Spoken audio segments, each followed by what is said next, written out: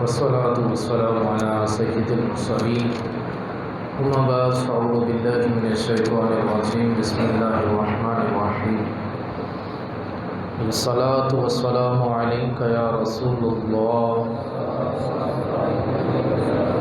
وعلى آلك وأصحابك يا حبيب الله الصلاة والسلام عليك يا نبي الله وعلى آلك وأصحابك يا نور الله نويت سنة الاعتكاف فرمان مصطفیٰ صلی اللہ تعالیٰ علیہ وآلہ وسلم، جو شخص روز جمعہ 200 بار درود پاک پڑھے اس کے 200 سال کے گناہ معاف ہوں گے۔ اللہ تعالیٰ ہمیں کثرت کے ساتھ درود و سلام پڑھنے کی توفیق عطا فرمائے۔ صلو علی الحبیب صلی اللہ تعالیٰ علی محمد صلی اللہ تعالیٰ علیہ وسلم۔ رجب المرجب کے مہینے میں حضور صلی اللہ علیہ وسلم نے حضرت عبداللہ بن حجج رضی اللہ تعالیٰ عنہ کو امیر لشکر بنا کر ان کے ساتھ 8 یا 12 مہاجرین کا ایک جتھا روانہ کیا۔ دو آدمی ایک اونٹ پر سوار تھے۔ حضور صلی اللہ علیہ وسلم نے حضرت عبداللہ رضی اللہ تعالیٰ عنہ کو ایک مہر لگا ہوا خط دیا تھا، فرمایا کہ جب 2 دن سفر کرنے کے بعد اس لفافے کو کھول کر پڑھنا اور اس میں جو ہدایت لکھی ہوئی ہو اس کے مطابق عمل کرنا۔ 2 دن سفر کرنے کے بعد جب خط کھول کر پڑھا تو اس میں یہ درج تھا کہ تم طائف اور مکہ کے درمیان مقام ہے نخلا، وہاں پر ٹھہر کر قریش کے قافلوں پر نظر رکھو اور صورتحال کی ہمیں برابر خبر دیتے رہو۔ اب یہ بڑا ہی خطرناک کام تھا، کیونکہ دشمن کے عین مرکز میں قیام کر کے جاسوسی کرنا گویا موت کے منہ میں جانا تھا۔ مگر یہ سب جانثار بے دھڑک مقام نخلا پہنچ گئے اور عجیب اتفاق رجب کی آخری تاریخ تھی۔ اب یہ رجب میں لڑائی کرنے کو حرام سمجھا کرتے تھے، اس وقت زمانہ جاہلیت میں بھی رجب کا احترام کرتے تھے، رجب میں لڑا نہیں کرتے تھے۔ اب رجب کی آخری تاریخ تھی، یہ لوگ نخلا پہنچے اور اسی دن کافروں کا کفار قریش کا ایک تجارتی قافلہ آیا وہاں پر، جس میں عمر بن الحضرمی اور عبداللہ بن مغیرہ کے 2 لڑکے عثمان اور نوفل اور حکم بن کیسان وغیرہ تھے، اور اونٹوں پر کھجور اور دوسرا مال تجارت لدا ہوا تھا۔ تو حضرت عبداللہ رضی اللہ تعالیٰ عنہ اپنے ساتھیوں سے فرمایا کہ اگر ہم ان قافلے والوں کو چھوڑ دیتے ہیں تو یہ مکہ مکرمہ میں جا کر ہماری اطلاع دے دیں گے، تو یا تو ہمیں قتل کر دیا جائے گا یا ہمیں گرفتار کر دیا جائے گا، اور اگر ہم ان سے لڑائی کرتے ہیں تو یہ رجب کی آخری تاریخ ہے اور رجب میں لڑنے کا گناہ سر پر آئے گا، تو نہ لڑیں تو بھی مسئلہ، لڑتے ہیں تو بھی مسئلہ، تو کیا کیا جائے؟ تو مشورہ یہ طے پایا کہ ان سے جنگ کر کے ان کا مال غنیمت بھی حاصل کر لیا جائے اور ان کو قتل کر دیا جائے۔ تو جنگ شروع ہوئی تو عمر بن الحضرمی یہ قتل ہو گیا، اور ایک جو تھا ان میں سے وہ نکل کر بھاگ گیا، نوفل، اور اس نے مکہ مکرمہ میں جا کر اطلاع دے دی کہ اس طرح سے ہمارے یہ بندے قتل ہو گئے ہیں اور یہ ہمارا سامان بھی مسلمانوں کے ہاتھوں چلا گیا ہے۔ اب حضرت عبداللہ رضی اللہ تعالیٰ عنہ وہ مال غنیمت لے کر مدینہ منورہ میں داخل ہوئے اور حضور صلی اللہ علیہ وسلم کی بارگاہ میں ماجرا بیان کیا، اور وہ مال غنیمت حضور صلی اللہ علیہ وسلم کی بارگاہ میں پیش کیا۔ اب جب مکہ مکرمہ میں اس چیز کی اطلاع پہنچی تو ہر بندہ وہاں پر یہ نعرہ لگانا شروع ہو گیا کہ خون کا بدلہ خون۔ اب وہ جنگ کرنے کے لیے تیار ہو گئے۔ تو اصل میں جو جنگ کی جو وجہ بنی تھی وہ عمر بن الحضرمی جو قتل ہوا تھا، اس کی بنا پر انہوں نے بدلہ لینے کی بنا پر غزوہ بدر کا معرکہ پیش آیا۔ تو 17 رمضان المبارک کو، یہ آج جیسے 17 رمضان ہے، 17 رمضان المبارک کو یہ واقعہ پیش آیا۔ 17 رمضان المبارک کو ہی ام المومنین سیداتنا عائشہ صدیقہ رضی اللہ تعالیٰ عنہ کا یوم وصال، ان کا عرس مبارک، اور 17 رمضان ہی کو غزوہ بدر کا یہ واقعہ پیش آیا۔ بدر یہ مدینہ منورہ سے 80 میل کے فاصلے پر ایک جگہ ہے جہاں پر زمانہ جاہلیت کے موقع پر میلہ لگا کرتا تھا، اور وہاں پر ایک کنواں تھا، اس کنویں کا جو مالک تھا اس کا نام بدر تھا، جس کی بنا پر اس جگہ کا نام بدر رکھا گیا، اور اس جگہ پر یہ معرکہ پیش آیا، اس لیے اس جنگ کا نام بھی غزوہ بدر ہوا۔ اب مسلمانوں کی جو تعداد تھی وہ بالکل بہت کم تھی، 313، اور کوئی جنگی ساز و سامان بھی نہیں تھا اور جنگی راشن بھی نہیں تھا۔ اللہ تبارک و تعالیٰ نے قرآن پاک میں ارشاد فرمایا وَلَقَدْ نَصَرَكُمُ اللَّهُ بِبَدْرٍ وَأَنْتُمْ أَذِلَّةٌ، کہ اللہ تبارک و تعالیٰ نے بدر کے موقع پر تمہاری مدد کی جس وقت تم کمزور تھے اور بے سر و سامان تھے، یعنی کہ کوئی جنگی سامان بھی نہیں تھا، جنگی راشن بھی نہیں تھا، بالکل کمزور حالت تھی۔ تو فرمایا کہ اللہ تبارک و تعالیٰ نے تمہاری مدد کی۔ جب نبی کریم صلی اللہ تعالیٰ علیہ وسلم مدینہ منورہ سے یہ لشکر لے کر روانہ ہوئے تو حضور صلی اللہ علیہ وسلم نے ارشاد فرمایا کہ یا تو ہمیں کافروں کے لشکر کا سامنا کرنا پڑ سکتا ہے کہ ہمیں جنگ ہوگی، یا کافروں کا ایک لشکر آ رہا ہے جسے ابو سفیان ملک شام سے لا رہے تھے، ہمیں اس کا سامنا کرنا پڑے گا، یعنی کہ دونوں میں سے کسی ایک لشکر کا سامنا کرنا پڑے گا، تو کیا تم لوگ تیار ہو؟ تو صدیق اکبر رضی اللہ تعالیٰ عنہ، فاروق اعظم رضی اللہ تعالیٰ عنہ نے سب نے عرض کی یا رسول اللہ صلی اللہ علیہ وسلم ہم آپ کے ساتھ ہیں۔ اب حضور صلی اللہ علیہ وسلم کی نظر جو تھی وہ انصار صحابہ پر تھی، کیونکہ انصار صحابہ کے ساتھ معاہدہ یہ ہوا تھا کہ جب کافر مدینہ منورہ میں حملہ کریں گے تو ہم نبی کریم صلی اللہ علیہ وسلم کا اس وقت ہر طرح سے حضور کا ساتھ دیں گے۔ اب یہاں پر معاملہ مدینہ منورہ سے باہر نکل کر ہو رہا تھا، اب اس لیے حضور صلی اللہ علیہ وسلم کی نظر انصار صحابہ پر تھی۔ تو انصار صحابہ میں ایک صحابی کھڑے ہوئے، عرض کی یا رسول اللہ صلی اللہ علیہ وسلم کیا آپ ہماری طرف دیکھ رہے ہیں؟ تو یا رسول اللہ صلی اللہ علیہ وسلم اگر آپ ہمیں سمندر میں کود جانے کا بھی حکم فرمائیں گے تو ہم وہاں بھی کود جائیں گے۔ پھر ایک اور انصار صحابہ کے قبیلے کے سردار صحابی کھڑے ہوئے، عرض کی یا رسول اللہ صلی اللہ علیہ وسلم ہم کوئی موسیٰ علیہ السلام کی قوم تھوڑی ہیں جو اس طرح سے کہیں کہ موسیٰ تم اور تمہارا خدا جا کر لڑو، ہم نہیں لڑتے۔ تو یا رسول اللہ صلی اللہ علیہ وسلم ہم ہر معاملے میں آپ کے ساتھ ہیں۔ تو نبی کریم صلی اللہ تعالیٰ علیہ وسلم کا چہرہ خوشی کے مارے چمک دمک اٹھا۔ اب سفر کرتے ہوئے جب بدر کے مقام پر پہنچے تو کفار پہلے ہی پہنچ چکے تھے، اور وہاں پر جو پانی کے کنویں تھے ان پر وہ قابض ہو گئے۔ نبی کریم صلی اللہ تعالیٰ علیہ وسلم نے مدینے سے باہر نکلنے کے بعد ابھی 2 میل کا سفر ہی کیا تھا تو اعلان فرمایا کہ ہو سکتا ہے کہ ہماری جنگ ہو، تو بچوں کو واپس جانے کا حکم دیا گیا کہ جو کم عمر کے ہیں، کم عمر کے لڑکے ہیں، بچے ہیں، وہ واپس چلے جائیں۔ تو حضرت سعد بن ابی وقاص رضی اللہ تعالیٰ عنہ کے بھائی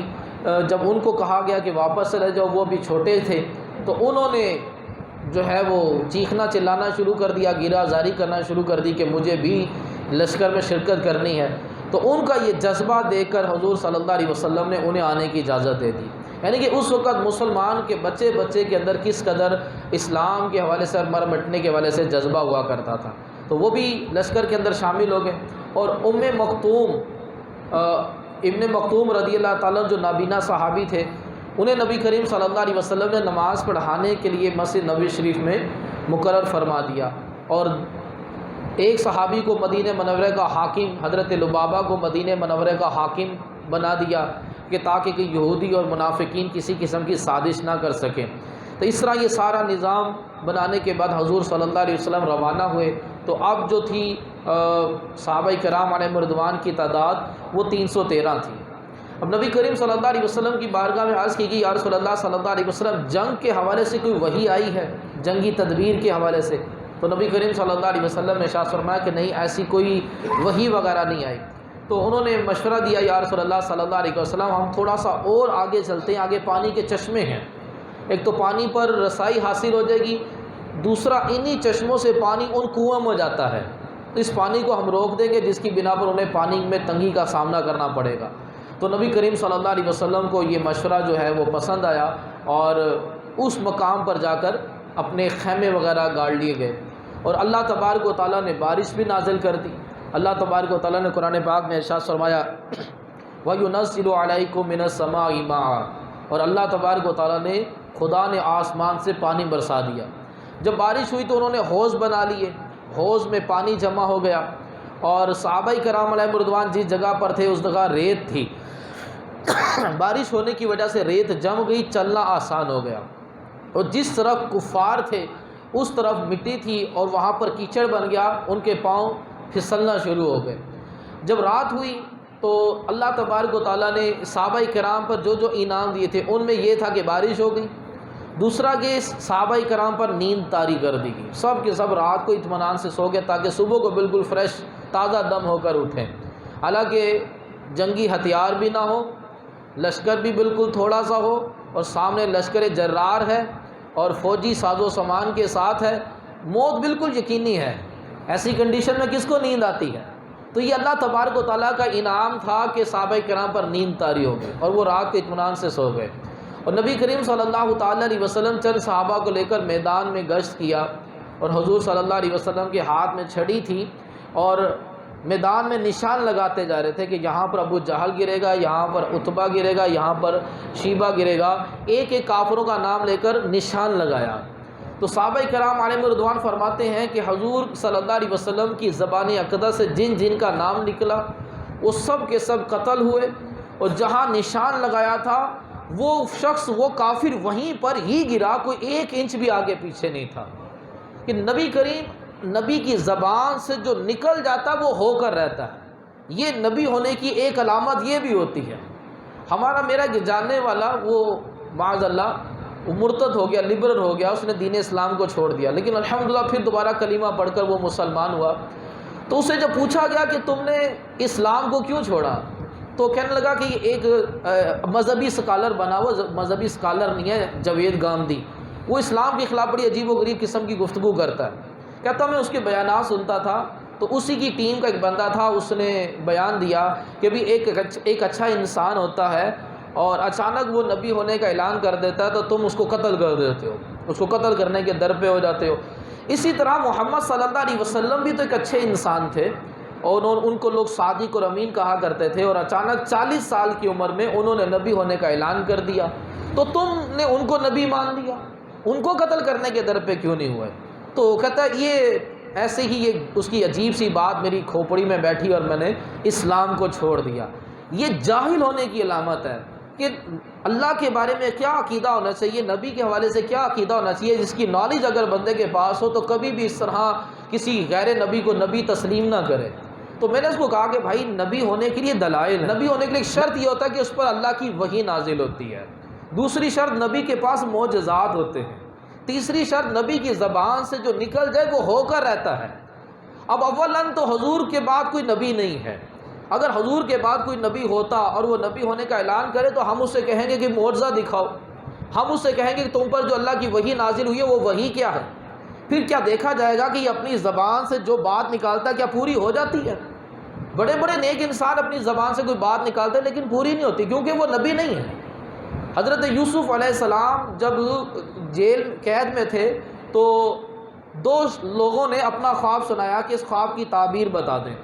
تو یوسف علیہ السلام نے ایک کو بتا کہ تمہارے خواب کی تعبیر یہ ہے کہ تم بادشاہ کو شراب پلاؤ گے، اور دوسرے کو کہا کہ تمہارے خواب کی تعبیر یہ ہے کہ تمہیں چوک پر پھانسی پہ لٹکایا جائے گا اور تمہارے سر کو، تمہارے جسم کو کوے نوچیں گے، چیل کوے تمہارے جسم کو کھائیں گے۔ تو دوسرا کہنے لگا میں نے تو خواب دیکھا ہی نہیں تھا، میں تو ویسے ہی مذاق کیا تھا۔ تو یوسف علیہ السلام نے فرمایا کہ میری زبان سے نکل گیا ہے، اب جو میں نے کہا ہے وہ ہو کر ہی رہے گا، بھلے تم نے یہ خواب نہ دیکھا ہو۔ تو اس نے مذاق کیا تھا اور وہ مذاق اس کو مہنگا پڑ گیا۔ اب یوسف علیہ السلام کی زبان سے جو نکلا وہ ہو کر رہا، اس کو چوک پہ پھانسی بھی چڑھائے گی اور اس کے جسم کو جو ہے وہ پرندے نوچتے رہے۔ تو نبی ہونے کی سب سے ایک علامت یہ بھی ہوتی ہے کہ ان کی زبان سے جو نکل جاتا ہے وہ ہو کر رہتا ہے۔ تو حضور صلی اللہ علیہ وسلم نے جہاں جہاں نشان لگائے تھے کافروں کی لاش وہیں پر ہی گری، ایک انچ بھی آگے پیچھے نہیں تھی۔ تو رات حضور نے میدان کا گشت کیا اور پھر ساری رات عبادت میں گزاری، اور اللہ تبارک و تعالیٰ کی بارگاہ میں التجائیں کرتے رہے کہ باری تعالیٰ اگر آج ہمیں فتح حاصل نہ ہوئی تو پھر قیامت تک تیری عبادت کرنے والا، تیرا نام لینے والا کوئی نہ ہوگا۔ اب جب فجر ہوئی 17 رمضان حضور نے فجر کی نماز پڑھائی اور ایک ولولہ انگیز خطاب کیا، تو ہر صحابی مر مٹنے کے لیے تیار تھا کہ نبی کریم صلی اللہ تعالیٰ علیہ وسلم نے صف بندی کی۔ جب حضور صلی اللہ علیہ وسلم صفیں بنا رہے تھے تو ایک انصار صحابی، ان کا پیٹ جو ہے وہ ذرا باہر نکلا ہوا تھا، نبی کریم صلی اللہ تعالیٰ علیہ وسلم نے ان کے پیٹ پر چھڑی ماری کہ تم جو ہے وہ صف کے کی سیدھ میں آ جاؤ، ذرا باہر نہ نکلو، صف سیدھی رکھنا۔ یہ نماز کے اندر بھی صف کا بالکل سیدھا ہونا یہ واجبات میں سے ہے۔ ہم نا جب صف میں کھڑے ہوتے ہیں تو اس چیز کا بالکل لحاظ نہیں کرتے کہ آیا کہ ہم بالکل سیدھے بھی کھڑے ہیں کہ نہیں کھڑے۔ یہ صف کے واجبات میں صف بالکل سیدھی ہونی چاہیے، بالکل بندہ کوئی آگے پیچھے نہ ہو۔ تو صف بناتے وقت آپ اپنے پیروں کی طرف دیکھ لیں کہ ہمارے ٹخنے بالکل برابر ہیں، ہمارے کندھے بالکل ایک سیدھ میں ہیں۔ دوسرا، کندھا کندھے کے ساتھ مس ہونا واجب ہے۔ یہ جو ہمارا جب کندھا کندھے کے ساتھ مس نہیں ہوتا تو درمیان میں شیطان کھڑا ہو جاتا ہے۔ اور نبی کریم صلی اللہ علیہ وسلم نے ارشاد فرمایا جب صفیں سیدھی نہیں ہوتی تو اللہ تبارک و تعالیٰ تمہارے دلوں کو ٹیڑھا کر دیتا ہے۔ جو آج ہم ایک دوسرے سے محبت نہیں نہ کرتے، اس کی ایک وجہ یہ بھی ہے کہ ہم نماز پڑھنے آتے ہیں تو ہم صف کو سیدھا کرنے کا لحاظ نہیں بالکل کرتے، صف ٹیڑھی میڑھی ہوتی ہے جس کی بنا پر ہمارے دل ٹیڑھے ہیں۔ ہم ایک دوسرے کے ساتھ محبت اور اخلاق کو پیار محبت ختم ہوتا چلا جا رہا ہے۔ ایک صف کے درمیان میں بالکل گیپ نہیں ہونا چاہیے، کندھا کندھے کے ساتھ مس ہونا چاہیے۔ تیسرا، صف دونوں کونوں سے پوری ہونی چاہیے۔ اگلی صف کے اندر اگر خلا ہے تو کہیں اور اگر نماز شروع کر دیتا تو وہ گناہ گار کہلائے گا۔ صف کے اندر خلا کو پر کرنا واجب ہے، اور اس کی فضیلت ہے جس نے صف میں خالی جگہ دیکھی، اس نے قدم بڑھا کر اس خلا کو پورا کر دیا تو اس کی مغفرت اللہ تبارک و تعالیٰ اس کی مغفرت فرما دیتا ہے، اس پر جنت واجب ہو جاتی ہے۔ تو اس کو صف کے اندر خلا کو پر کرنا چاہیے۔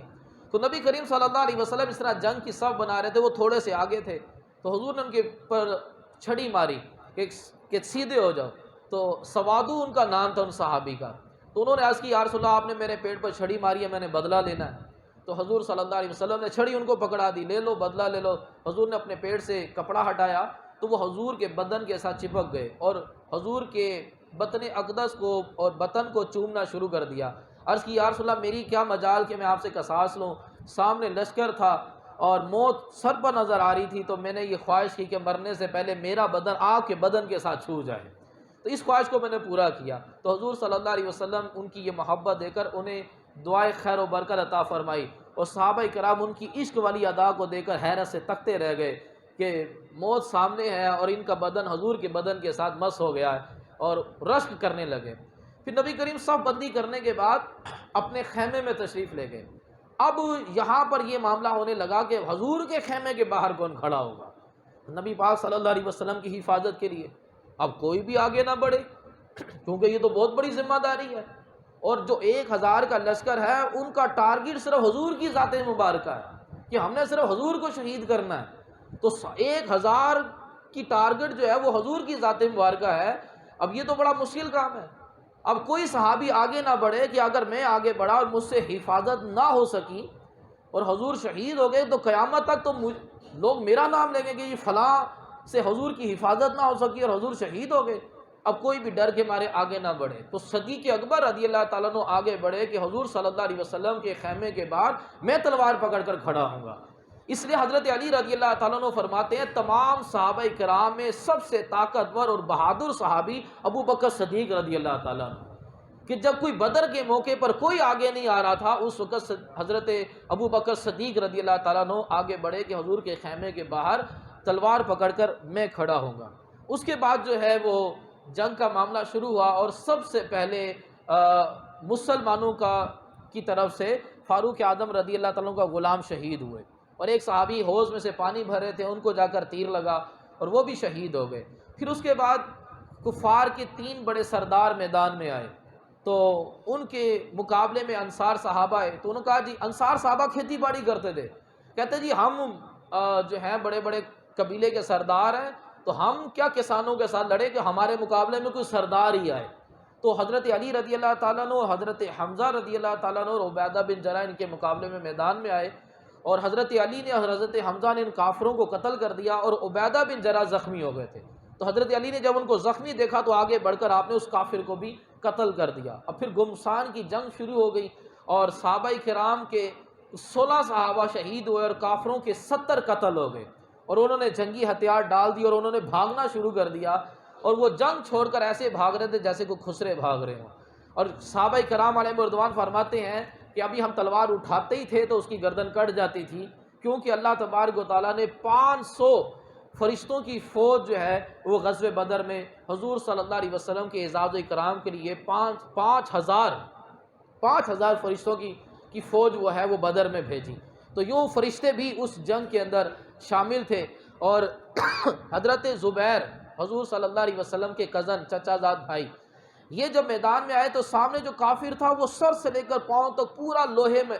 وہ اس نے لوہے کی زرہ پہنی تھی، صرف اس کی آنکھ نظر آ رہی تھی، تو آپ نے اپنی برچھی ماری جو اس کی آنکھ میں جا کر کھوبی اور وہ وہیں پر ڈھیر ہو گیا، اور برچھی جب ایک زور سے نکالی تو اس کے یہاں پورے حصے میں سوراخ پڑ گیا تھا، تو نبی کریم صلی اللہ علیہ وسلم نے ان سے وہ برچھی لے لی تھی، اور حضور صلی اللہ علیہ وسلم کے دنیا سے رخصت ہونے کے بعد وہ برچھی بطور تبرک صدیق اکبر کے پاس، پھر فاروق اعظم کے پاس، عثمان غنی کے پاس، حضرت علی کے پاس، پھر جب حجاج بن یوسف یہ ایک ظالم بادشاہ مقرر ہوا تھا اس کے دور میں یہ برچھی جو ہے پھر لاپتہ ہو گئی تھی، ورنہ اس کو بطور تبرک جو ہے نا وہ سنبھال کر رکھا گیا تھا، اور پھر جو کافر قتل ہو گئے تھے ایک گھڑا کھود کر ان کی لاشوں کو اس میں پھینک دیا گیا، اور نبی کریم صلی اللہ علیہ وسلم اس کنویں کے پاس آ کر ان کا نام لے لے کر ان کو پکارنا شروع کیا، تو فاروق اعظم رضی اللہ تعالیٰ نے عرض کی یا رسول اللہ صلی اللہ علیہ وسلم آپ مردوں کو پکار رہے ہیں؟ تو نبی کریم صلی اللہ علیہ وسلم نے ارشاد فرمایا کہ عمر یہ تم سے زیادہ سنتے ہیں، یعنی کہ کوئی بندہ مر گیا تو وہ گونگا بہرا ہو گیا، نہیں، وہ زیادہ سنتا ہے، تو حضور صلی اللہ علیہ وسلم نے ابو جہل، عتبہ، شیبہ کو پکار کر کہا کہ کیا اللہ نے اپنا وعدہ پورا نہ کر دیا کہ تم اپنے انجام کو نہ پہنچ گئے، اور مسلمانوں کو فتح حاصل ہوئی، اور 3 دن تک حضور صلی اللہ علیہ وسلم وہیں ٹھہرے رہے، کیونکہ نبی نہ ڈر نہیں ہوتا، نبی ڈر پھونک نہیں ہوتا، حضور صلی اللہ علیہ وسلم جہاں بھی جنگ کرتے تھے وہاں 3 دن تک وہاں قیام کرتے تھے کہ میں وہیں پر بیٹھا ہوں، جس نے مقابلے میں آنا آ جائے، تو اس کے بعد مسلمانوں کو شان و شوکت ہی ملتی رہی، اور اسلام ترقی ہی کرتا چلا گیا کہ بدر کے موقع پر صحابہ کرام کا ایک عشق مصطفیٰ تھا، ایک خوف خدا تھا، ایک تقوی پرہیزگاری تھی، جس کی بنا پر اللہ تبارک و تعالیٰ نے 5000 فرشتے بھیجے۔ اب علماء کرام فرماتے ہیں وہ 5000 فرشتوں کی ڈیوٹی قیامت تک یہی ہے کہ جہاں مسلمانوں کی جنگ ہوگی اس میں شرکت کرنی ہے، لیکن شرط یہ ہے کہ مسلمانوں کے لشکر میں تقوی ہونا چاہیے، اگر تقوی نہیں ہے تو پھر فرشتے شرکت نہیں کریں گے، اگر تقوی ہوگا تو فرشتے شرکت کریں گے، اور مسلمانوں کی فتح یقینی ہے، شکست تو مسلمانوں کے لیے ہے ہی نہیں، شکست اسی صورت میں ہوگی کہ جب ہمارے اندر بے عملی آئے گی۔ اب غزوہ احد کے اندر ہمیں نقصان اٹھانا پڑا، اس نقصان کی وجہ کیا بنی؟ نبی کریم صلی اللہ علیہ وسلم نے 50 تیر اندازوں کو پہاڑ پر کھڑا کیا کہ جب تک میں نہ کہوں تم نے اس پہاڑی کو نہیں چھوڑنا، تو 40 جنگ مسلمان جیت گئے، کافر بھاگ گئے، اور صحابہ کرام مال غنیمت جمع کر رہے تھے، تو ایک صحابی نے کہا کہ جنگ ختم ہو گئی ہے، ہم بھی مل کر مال غنیمت جمع کرتے ہیں، تو ان 50 پر جو سپہ سالار تھے ان صحابی نے کہا کہ حضور نے منع کیا، جب تک حضور نہیں کہیں گے ہم نہیں ہٹیں گے، انہوں نے کہا جنگ ختم ہو گئی ہے، یہاں کھڑے ہونے کا کیا فائدہ، تو 40 وہاں سے نکل آئے اور مال غنیمت جمع کرنا شروع کر دیا، تو یہ ان سے غلطی ہوئی تھی، حضور صلی اللہ علیہ وسلم کی انجانے میں ان سے خطا نافرمانی ہوئی، اس کو اجتہادی خطا کہتے ہیں، تو اس حضور کی ایک نافرمانی جو جان بوجھ کر نہیں ہوئی، اس ایک نافرمانی کی بنا پر 70 حافظ قرآن صحابہ کرام شہید ہو گئے، ایک بھاری نقصان اٹھانا پڑا غزوہ احد کے اندر، شکست نہیں ہوئی لیکن نقصان اچھا خاصا ہوا، جس میں حضرت حمزہ رضی اللہ تعالیٰ عنہ بھی شہید ہو گئے۔ تو اب شارحین لکھتے ہیں کہ غزوہ احد میں حضور کی ایک نافرمانی ہوئی جس میں ہمیں ایک بڑا نقصان اٹھانا پڑا، اور آج کے دور میں جو ہم اس قدر حضور صلی اللہ علیہ وسلم کی نافرمانی کر رہے ہیں تو کیا ہمیں نقصان اٹھانا نہیں پڑے گا؟ آج کے دور میں جو نمازیں قضا ہو رہی ہیں، جو رمضان کے روزے قضا کیے جا رہے ہیں، جو رمضان کی بے حرمتی کی جا رہی ہے، جو سود کا لین دین ہو رہا ہے، جو رشوتوں کے معاملات کیے جا رہے ہیں، جو غریبوں پر ظلم کیا جا رہا ہے، جو غیبت و چغلیوں کے معاملات ہو رہے ہیں، جو والدین کی نافرمانی ہو رہی ہے، طرح طرح کے گناہ ہمارے معاشرے کے اندر بڑھتے چلے جا رہے ہیں، تو کیا ہمیں نقصان نہیں اٹھانا پڑے گا؟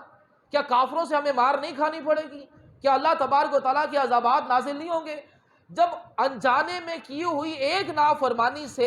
اتنا بڑا نقصان ہو رہا ہے تو جان بوجھ کر کی جانے والی نافرمانی سے کیا نقصان نہیں ہوگا؟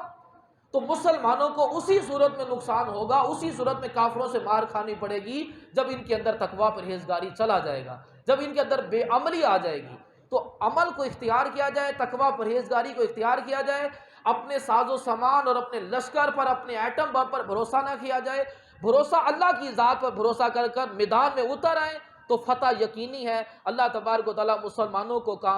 کامیابی اور کامرانی عطا فرماتا ہے۔ اللہ تبارک و تعالی ہمیں اس واقعے سے درس حاصل کرنے کی توفیق عطا فرمائے، اور جو بدری صحابہ تھے ان کے صدقے میں اللہ تبارک و تعالی ہمیں بھی دین متین کی خدمت کرنے کی توفیق عطا فرمائے۔ جو جذبہ ان کے اندر تھا، ان کے جذبے کا کوئی حصہ ہمیں بھی مل جائے اور ہم بھی دین اسلام کے خادم بن جائیں، اور ہمارے ذریعے سے بھی ہم دین اسلام کو ترقی ہو اور ہمارے لیے ثواب جاریہ بن جائے۔ اللہ تبارک و تعالی ہمیں عمل کی توفیق دے، آمین بجاہ نبی الامین صلی اللہ تعالی علیہ